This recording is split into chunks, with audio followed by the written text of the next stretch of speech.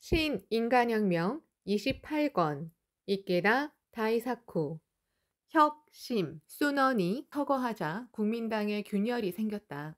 공산당을 적대시하는 우파가 국민당 좌파의 중심 인물이자 순원의 유지를 이어 국공 합작을 추진한 랴오준카이를 암살했다. 랴오준카이는 훗날 중일 우호협회 회장이 된 랴오청즈의 아버지이다. 덩잉차오는 랴오준카이의 부인 허샹닝을 도와 부인이 추진하는 여성 해방 운동을 크게 발전시킨다. 당시 중국에는 남쪽 강저우에 국민정부가 있고 북쪽 베이징에 군벌 정부가 있었다. 국민당 혁명군은 북벌을 개시했다. 저우언나이는 열강의 침략 근거지인 상하이로 숨어 들어가 공산당 지하 조직을 지휘하고 노동자를 봉기시킨다. 공산당이 제압한 상하이에 장제스가 이끄는 국민당 혁명군이 도착한다. 이 상하이에서 장제스를 중심으로 하는 국민당 우파가 반공 쿠데타를 일으킨다. 그리고 공산당원을 잇따라 체포해 살해했다. 또 북벌이 진전됨에 따라 국민당 좌파의 주도로 이전한 우한 정부에 대해 장제스는 난징의 정부를 수립하고 국공합작에 마침표를 찍는다. 공산당에 대한 탄압은 점점 더 격렬해지고 저우 언나이에게 거액의 현상금이 걸렸다. 광저우에 있던 덩잉차오의 신변도 위험했다. 덩잉차오는 어머니 양전더와 함께 변장하고 광저우를 탈출해 저우언나이가 운둔하는 상하이로 갔다. 부부는 상하이에서 다시 만날 수 있었지만 저우언나이는 공산당 재건에 분주했기 때문에 거의 함께 지내지 못했다. 1927년 8월 공산당은 저우언나이의 지휘로 난창에서 봉기한다. 그러나 힘이 몇 배나 큰 장제스군의 세찬 추격으로 광동으로 남하하게 되었다. 저우언나이는 이때 말라리아에 걸려 고열에 시달리면서 사흘 동안이나 혼수 상태에 빠졌다. 겨우 목숨을 건져 상하이로 돌아오지만 부부는 5년 동안 지하 활동을 해야만 했다.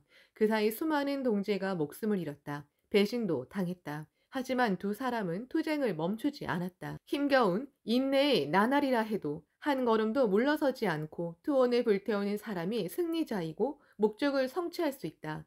1931년 중국 공산당은 중앙 근거지를 장시성의 루이진에 두고 중화소비에트 공화국 임시중앙정부를 수립한다. 그러나 국민당군이 대군을 이끌고 와서 이 중앙 근거지를 포위했다. 저우 언나이도 덩잉차오도 루이진에서 고투를 계속했다. 덩잉차오는 머리를 자르고 공산당 혁명군인 홍군의 모자와 군복을 입었다. 식량도 부족한 상황에서 사람들을 격려하며 굳세게 일했다. 게다가 유머를 잃지 않고 고생을 웃음으로 날려버리듯 언제나 주위에 밝은 웃음꽃을 피웠다. 어째서 덩잉차오는 저토록 밝을까? 모두 불가사의하게 생각했다. 덩잉차오는 저 원나이에게 이렇게 말했다. 저는 근본적으로 낙천적이랍니다. 그리고 우리가 어두운 얼굴을 하고 있으면 모든 이에게 전염되고 말겠지요. 지금은 괴롭지만 우리가 추진하는 혁명은 앞으로 광명이 가득하다는 것을 행동으로 보여야 한다고 생각해요. 모두 승리를 확신했으면 좋겠어요. 이상도 신념도 행동에 나타난다. 웃는 얼굴 하나에도 그 사람의 사상과 철학이 빛나는 법이다. 맹공을 퍼부은 국민 당군이 잇따라 거점을 점령했다. 덩잉차오는 포탄이 떨어지는 곳 속에서 물자를 운반하고 부상병을 간호하는 등 바쁘게 뛰어다니며 사람들을 격려했다. 덩잉차오도 그리고 그에게 격려받은 여성들도 입고 있던 옷을 벗어 부상병을 덮어주고 배급받은 얼마 안 되는 식량을 전사한 병사의 아이들에게 주었다. 덩잉차오는 날이 갈수록 야위고 결국 많은 피를 토하고 쓰러져 고열로 의식이 흐릿해졌다. 일어서지도 못했다. 폐결핵이었다. 그 시절에는 불치병이었다.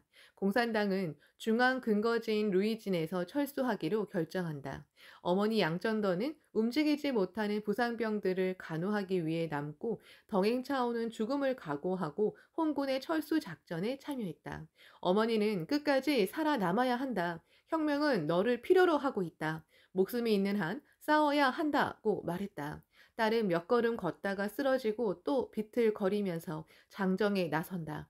장정은 1934년 10월 장제스가 이끄는 국민 당군이 장시성, 루이진의 중앙 근거지를 포위해 맹 공격을 하자 중국 공산당군이 산시성 북부로 이동한 대행군을 말한다. 대서천이라고도 한다. 행로는 광시, 후난, 구이저우, 원난, 쓰촨 등의 각 성을 지나는 약 1만 2,500km에 달하는 길이었다. 더욱이 국민 당군과 전투를 벌이며 행군해야 했다. 마오쩌둥과 주더 그리고 저우 언나이가 이끄는 제1방명군은 당의 직원과 그 가족을 합하면 8만 6천여 명으로 여성과 노인 그리고 부상자도 있었다. 병든 몸으로 장정에 참여한 덩잉차오는 들것에 실려 행군했다. 적의 공격을 피해 주로 밤에 이동했다. 덩잉차오의 결핵은 미열, 기침, 혈담 증세를 보이며 나아지지 않았다. 하지만 들것을 들어주는 청년들을 위해서라도 반드시 살아서 인민의 시대를 열어야 한다고 굳게 결의했다. 덩잉차오는 필사적으로 생각했다. 지금 내가 할 수 있는 일은 없는 것인가? 내가 해야 할 일이 무엇인가? 그렇다. 지금 가장 중요한 것은 정신적으로 지지 않는 일이다. 용기를 내는 일이다. 사람들을 격려하고 단결을 굳건히 하는 일이다. 덩잉차오는 병과 싸우면서도 애써 밝게 행동했다. 여러 투쟁에서 얻은 경험을 말하면서 사람들에게 용기를 주고 희망의 빛을 비추었다. 그리고 투쟁을 시작한 초심을 상기시키고 동지의 마음을 고무했다. 덩잉차오가 인생에서 승리한 까닭은 자신에게 지지 않고 투쟁을 지속했기 때문이라고 할 수 있다. 병에 걸려 들것에 실리고 궁지에 몰려도 그 마음은 절대 굴하지 않았다. 덩잉차오에게는 투쟁을 잠시 미루었다가 상황이 좋아지면 하겠다는 발상은 없었다. 지금을 온 힘을 다해 싸웠다. 언젠가가 아니다. 언제나 지금 내가 할 수 있는 일이 무엇인지를 묻고 해야 할 일을 찾아 그것을 자신의 사명으로 정하고 완수해야 한다. 여기에 인생에서 승리하는 핵심도 있다. 장정은 육체적인 한계를 뛰어넘는 행군이었다. 식량도 거의 없어 들풀과 나무 뿌리도 먹었다. 허리띠 등의 가죽 제품으로 국을 끓였다. 적의 총탄이 쏟아지는 속에 물줄기가 세차게 흐르는 계곡 위의 줄다리도 건넜다. 눈부러치는 높은 설산도 타고 넘었다. 수많은 강을 건너고 대초원과 습지대를 돌파했다. 분투하면 활로가 생긴다. 이것이 저우 언나이의 신조였다. 그리고 제1방명군은 1935년 10월 산시성 바오안에서 삼베이에 근거지를 둔 홍군과 합류해 결국 장정을 승리로 이끌었다. 그러나 총원 8만 6천여 명 중에 남은 사람은 7천에서 8천 명이라고도 또는 4천 명이라고도 한다. 이윽고 덩잉차오는 루이진에서 헤어진 어머니 양전더가 국민당에 붙잡혀 반성원에 들어갔다는 사실을 알게 된다. 반성원이라고는 하지만 사상범을 가두는 감옥이었다. 양전더가 덩잉차오의 어머니이자 저우 언나이의 장모라는 사실은 잘 알려져 있었다. 분명 고문도 받았을 것이다. 덩잉차오는 가슴이 찢어지는 듯한 고통을 참으며 계속 투쟁했다. 자신과 가족이 언제 목숨을 잃을지 모른다. 그것이 혁명의 길이었다.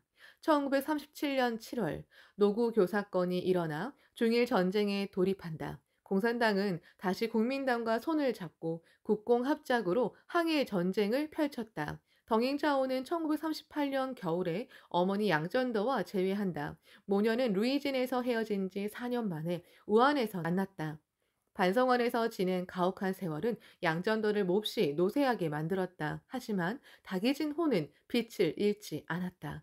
양전도는 반성원에서 딸 덩잉차오와 사위 저우 언나이에게 혁명을 그만두라는 편지를 쓰라고 협박당했다. 하지만 의연히 가슴을 펴고 이렇게 외쳤다고 한다. 나는 혁명을 하고 있는 딸이 자랑스럽다. 죽일 테면 죽여라. 덩잉차오라는 불세출의 여성 리더를 키운 최대의 힘은 어머니였다고 할 수 있다. 양전더는 1940년 11월 65살에 병으로 세상을 떠난다. 옷차림도 검소하고 청빈에 만족했으며 잡초와 같이 강해 어떠한 박해에도 굴하지 않는 고귀한 신념의 생이었다. 양전더는 딸에게 이렇게 말했다. 사람들은 저우 언나이의 부인이라며 깍듯이 대할 게다. 그러나 너는 열심히 배우고 노력해서 저우 부인이 아니라 덩잉 차오로서 존경받는 사람이 되어야 한다. 독립된 인간이 되어라. 이것이 어머니의 가르침이었다. 덩잉 차오가 슬픔에 빠졌을 때도 울어도 소용없으니 이를 악물고 힘을 내라 라고 격려했다. 어머니는 인생에서 최초의 교사이자 딸에게 삶의 모범이 되는 선배이다. 프랑스의 작가 앙드레 모루아가 이렇게 말했다. 숱한 실패나 불행에도 인생에 대한 신뢰를 끝까지 놓지 않는 낙천가는 대부분 좋은 어머니 밑에서 자란 사람들이다. 반공 사상이 뿌리 깊은 국민당은 제2차 국공합작 뒤에도 공산당과 대립한다. 저 원나이와 덩잉차오도 늘 감시당하고 협박당했다. 안후이성에서는 국민당군이 공산당군을 습격하는 사건도 일어났다. 하지만 저 원나이와 덩잉차오는 격분한 동지들에게 지금은 단결해 항일 투쟁을 해야 한다고 열심히 설득했다. 1945년 일본의 무조건 항복으로 중국의 대일 전쟁은 막을 내린다. 그러나 그것은 새로운 국공 내전의 시작이었다. 저 원나이와 덩잉차오는 메이위엔 신춘을 사무소와 숙소로 이용하며 국민당과 평화 교섭을 벌였다. 하지만 화평을 이루지 못한 채 내전은 격화되고 비참한 전면전이 되었다. 그리고 공산당이 국민당을 제압하고 1949년 10월 중화인민공화국을 설립한다. 한편 국민당의 장제스는 타이완으로 옮긴다. 야마모토 시니치는 메이위엔 신춘 기념관을 견학하면서 아내 미네코에게 이렇게 말했다. 중국을 개혁하기 위해 바쁘게 뛰어다닌 저우 총리와 덩잉차오 여사가 함께 보낸 시간은 세간의 일반 부부와 비교해보면 결코 길지 않았겠지. 하지만 서로 깊은 애정과 존경, 신뢰로 끈끈하게 이어져 있었다고 하오. 그 까닭은 두 사람이 부부만이 아니라 동지로서 유대를 맺었기 때문이요. 부부가 서로 마주보기만 하는 관계라면 그 세계는 좁고 서로 향상하지도 전진하지도 못한다. 하지만 두 사람이 같은 이상과 목적을 가지고 같은 방향으로 함께 나아가는 동지의 관계라면 절체탁마하고 서로 격려하면서 향상하고 전진할 수 있다. 부부애 그리고 동지애로 맺은 부부의 유대만큼 강하고 아름다운 것은 없다. 저우 언나이와 덩잉차오 부부 사이에는 8호 원칙이 있었다고 한다. 1. 호애 서로 사랑한다. 2. 호경 서로 존경한다. 3. 호면 서로 격려한다. 4. 호위 서로 위로한다. 5. 호양 서로 양보한다. 6. 호량 서로 이해한다. 7. 호조 서로 돕는다. 8. 호학 서로 배운다. 부부는 늘 이 정신으로 돌아가 사랑과 신뢰의 유대를 더욱 돈독히 하며 신중국 건설을 목표로 나아갔을 것이다. 미네코가 신이치를 보고 말했다. 덩잉차오 여사를 만나면 여쭤보고 싶은 점이 많아요. 신이치도 웃으며 고개를 끄덕였다. 이어서 방중단 일행은 난징 동부 교회에 있는 쓰진산을 방문했다. 이곳은 수련의 묘소인 중산릉이 있는 곳으로 유명하지만 신이치 일행은 먼저 중일우호협회 랴오청즈 회장의 양친이자 순원과 저우 언나이와 함께 새로운 중국을 건설하기 위해 싸운 랴오준카이, 허샹닝 부부의 묘소인 랴오릉을 찾았다. 랴오준카이가 국민당 우파에 암살당했을 때 아들 랴오청즈는 16살이었다. 16살이었다. 준카이의 아내 허샹닝은 집 대문에 정신불사, 몸을 죽일 수 있어도 정신을 죽일 수는 없다라는 글을 써붙여 항의하고 신중국 건설을 위해 의연히 싸웠다. 젊은 덩잉차오는 허샹닝의 투쟁을 계속 도왔다. 랴오청즈는 아버지의 유지를 이어받아 사회개혁의 길을 걷고 장정에도 참여했다. 그런데 놀랍게도 아군인 홍군에게 첩자라는 혐의를 뒤집어쓰고 수갑을 찬 채 행군하기도 했다. 또 문화대혁명 때는 불합리한 공격을 받아 4년 동안 연금 생활도 했다. 중국의 요인들은 누구나 격동의 풍파에 시달리면서 힘겨운 투쟁을 펼쳤다. 또 때로는 무도한 배신도 당하고 가족과 동지를 잃었다. 혁명의 길은 너무나 가혹하고 비참했다. 하지만 그것을 타고 넘어 신중국을 수립하고 나아가 4대 현대화를 개시했다. 가난에 허덕이는 인민이 행복하게 살기를 바라는 마음이 랴오준카이와 허샹닝을 활동으로 몰아세웠으리라. 그 혁명의 원점을 잊으면 안 된다. 방중단 일행은 랴오릉에 헌화한 뒤 추모의 기원을 깊이 올렸다. 신이치는 하늘을 바라보며 일행에게 이렇게 말했다.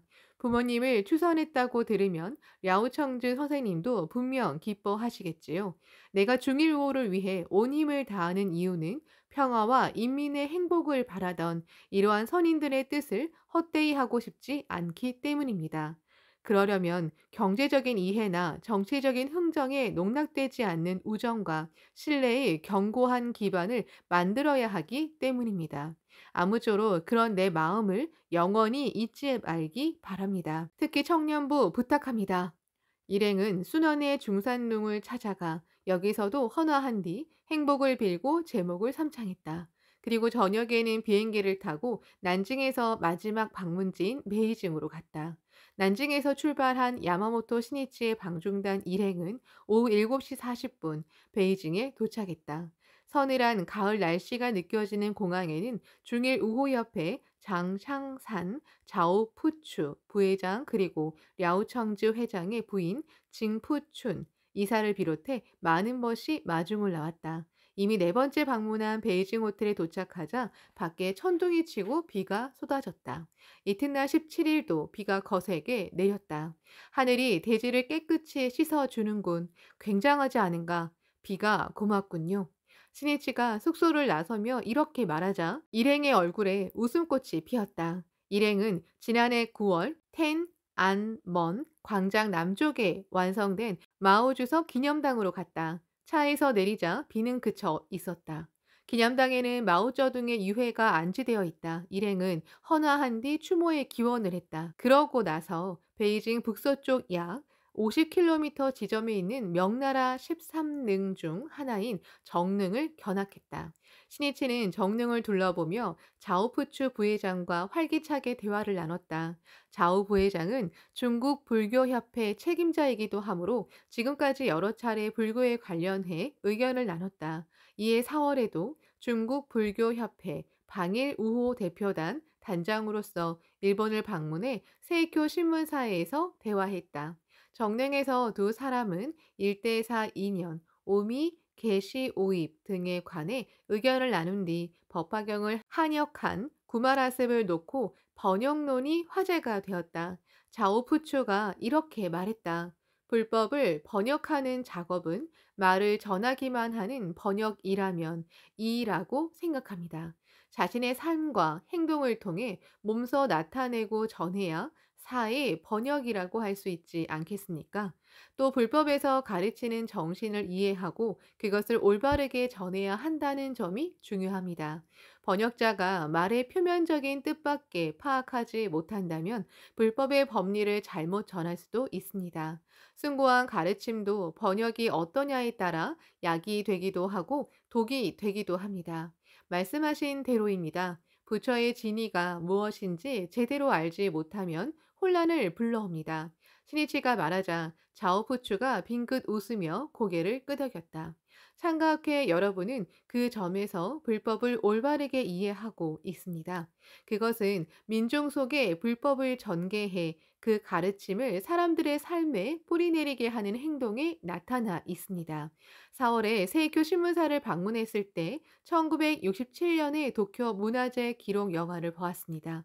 불법을 삶의 기조로 삼아 활기차게 약동하는 민중의 모습에 감동했습니다.